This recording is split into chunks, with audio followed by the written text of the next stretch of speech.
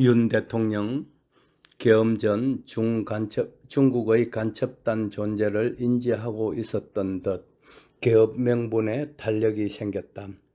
윤석열 대통령이 수원 선거연수원에서 압력해온 중국 간첩단의 존재를 미리 알고 있었다는 정황이 속속 드러나면서 12.3 비상계엄의 명분이 탄력을 받고 있다. 김용현 전 국방부 장관 측 변호인은 3일 중앙선거조작위원회 연수원에도 전산 조직이 있어 확인하는 차원에서 계엄군을 보냈다고 옥중에 있는 김 전 장관이 발언했다고 밝혔다.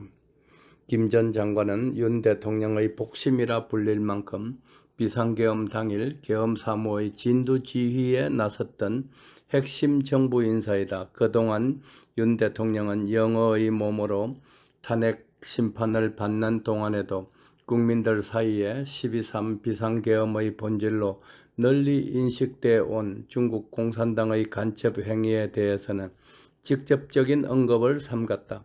윤 대통령은 구속되기 전인 지난해 12월 대국민 담화문에서 국제부정선거 카르텔에 대해서만 우회적으로 거론했을 뿐 과묵하게 침묵을 이어왔다.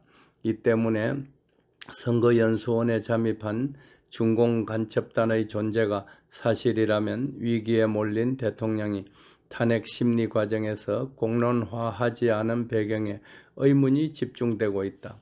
그러나 한미 공동작전에 직접 관여한 한국 측 인사가 한미 상호방위조약 3조의 개정을 숙지하고 작전에 참여했다고 밝힌 사실과도 맞물리면서 윤 대통령이 계엄령 발령 전 중공 간첩단의 존재를 미리 알았을 가능성이 높아지고 있는 것이다. 국내 군 정보기관에서 잔뼈가 굵은 A씨는 최근 사회관계망 서비스를 통해 한미 외교 국방장관 회의에 대해 인지하고 작전에 참여했다고 말했다. 그는 선거연수원 외국인 공동숙소 리모델링 공사가 진행된 3년 반 전부터 중국인이 목격됐다는 구체적인 정보를 이미 확보하고 있었다고 밝힌 인물이다. 2+2는 지난해 10월 31일 미국 워싱턴 DC에서 열린 제6차 한미 외교 국방장관 회의를 뜻한다. 양국은 이 회의에서 사이버 공격이나 우주 공간에서 위협이 발생할 경우 두 나라 모두 안보의 위협으로 간주하고 공동 대응하기로 조약을 개정한 뒤 공동성명을 발표했다. 이에 대해 작전 참가 시 조약 개정을 인지했는지 묻자 A씨는 양국이 조약 개정을 추진하는 사실은 몰랐다면서도 3조가 개정된 이후에는 이 사실을 알고 비상계엄 작전에 참여했다고 강조했다. 2+2 공동성명에서 비상계엄까지는 한 달여의 시간이 있었다. 공동성명에는 조태열 외교부 장관과 김용현 국방부 장관, 미국의 토니 블링컨 국무부 장관과 로이드 오스틴 국방부 장관이 참여했다.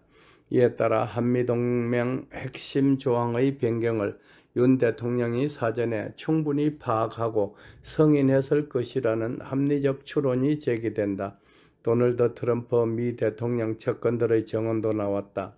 맷 슐렙 미국 보수연합 회장 겸 보수정치행동회의 공동의장은 최근 자신의 SNS에 제가 서울에 가서 윤석열 대통령을 만나 그의 입장을 들었다며 중국의 기술이 한국의 선거 결과를 결정하는 데 사용된다는 것은 격노할 일이라고 말했다.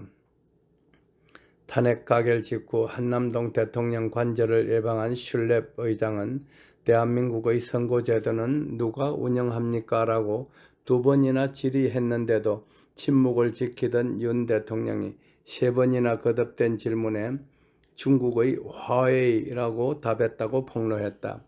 앞서 트럼프 1기 행정부에서 요직을 지낸 스티브 배넌 전 백악관 수석 고문은 미국을 방문한 민경욱 전 미래통합당 의원의 질의에 한국의 선거 시스템이 화웨이와 관련된 점이 매우 중요하고 외부 세력이 개입한 증거가 될 수 있다며 트럼프 대통령이 이 문제를 인지하고 있고 적절한 조처를 할 가능성이 높다고 내다봤다.